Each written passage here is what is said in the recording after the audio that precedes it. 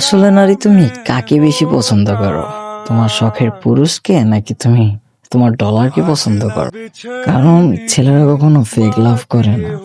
যাকে ভালোবাসে তাকে সবটুকু উজাড় করে দিয়ে ভালোবাসার চেষ্টা করে। কিন্তু তোমাদের ভিতরে কিছু মেয়েরা আছে, আমি সবাইকে মিন করে বলছি না, যারা ওই রকম টাইপের মেয়ে তাদেরই এটা গায়ে লাগবে।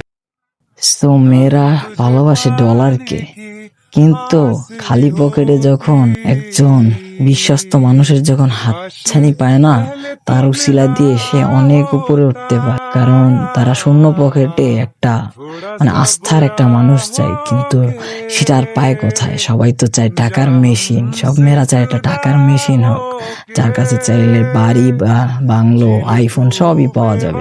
আসলে কি তারা কি একটা মানুষকে পছন্দ করে নাকি একটা টাকার মেশিন? কিন্তু কেউ চায় না যে আমি এরকম একটা মানুষ চাই আমার লাইফে, যে আমাকে পছন্দ করবে বা ভালোবাসবে। সো ওরকম মানুষ পাওয়া কিন্তু ভাগ্যের বিষয়। আর তোমরা কেমন মেয়ে চাও তোমাদের লাইফে, প্লিজ কমেন্টে বলে যে। আমি কখনো রিলেশনকে সাপোর্ট করি না, আমি সবসময় পছন্দ করি একটা জিনিসকে। যদি তুমি তাকে যদি পছন্দ করেই থাকো, তাহলে তুমি নিজেকে, নিজের স্থানটাকে তৈরি করো।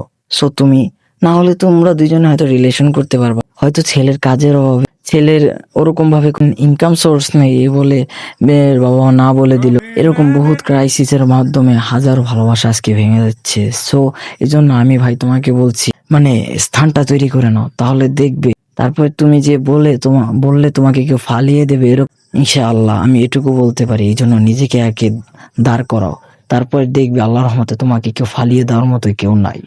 ইনশাআল্লাহ আমি এটুকু তোমাকে ওয়ারেন্টি দিয়ে বলতে পারি। ইনশাআল্লাহ তুমি আল্লাহর উপরে তাওয়াক্কুল রাখো, 5 ওয়াক্ত নামাজ পড়ো, ইনশাআল্লাহ তোমার সাথে আল্লাহ আছে।